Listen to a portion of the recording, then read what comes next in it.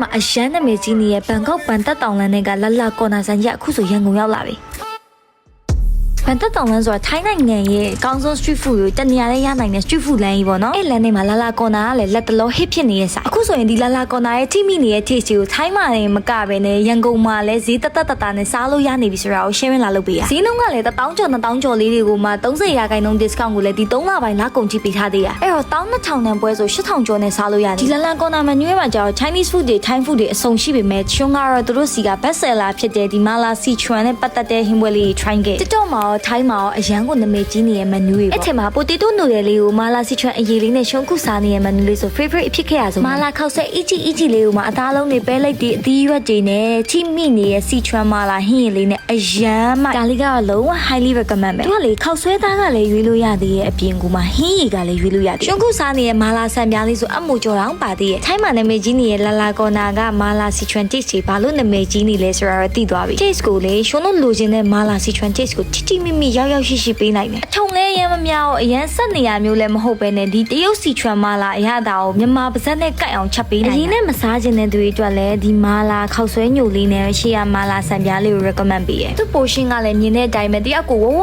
လင်လင်နဲ့စားလို့ရတဲ့ portion မျိုးအဲ့တော့မွှေးကြိုင်ချိမိပွင့်ထွက်နေတဲ့မာလာစီချွန် cheese ကောင်းကောင်းစားခြင်းတဲ့သူတွေဆိုလို့ရှိရင်တော့ရှွန်ဒီလာလာကော်နာဆိုင်လေးကိုဖူရီအတွက် recommend ပေးခြင်းအဲ့ထဲမှာရှွန်တို့စားနေမကြရဲ့ပဲကြဆန်နေလေရရှွန်မှာစားခဲ့တဲ့ဒီမာလာပဲကြဆန်ဝတ်စုံပေါင်းလေးဆိုဝတ်သားကိုအစုံပေါင်းထားတာပါရဲ့ပဲကြဆန်မှာမာလာရတာချိမိမိတလုတ်ဆိုတော်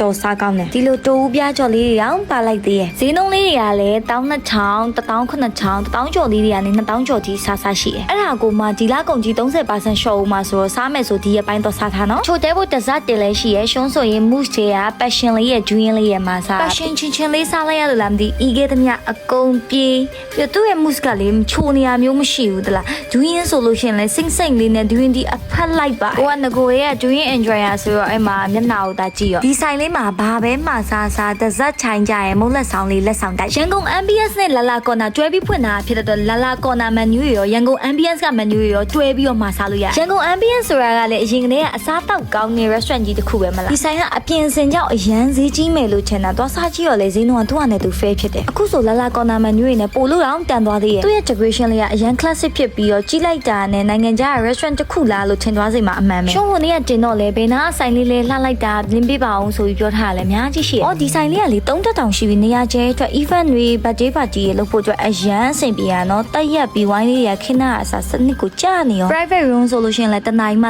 1000ပဲပြောရမယ်ဆိုရင်ဧည့်သည်မိတ်ဆွေတွေကိုဧည့်ခံမှုအတွက်ပဲဖြစ်ဖြစ်တငယ်ချင်းတွေနဲ့ပဲသွားချစ်သူလေးနဲ့ပဲတိတ်အရန်အဆင်ပြေရဲ့ဆိုင်လေးမို့လို့ sharing လုပ်ပေးလိုက်ပါသွားမယ်ဆိုဆိုင်လေးကတောင်ကလာရဲနာလမ်းမကြီးပေါ်မှာရှိအပြောင်သုံးသက်တိုက်နဲ့ရန်ကုန် ambience နော်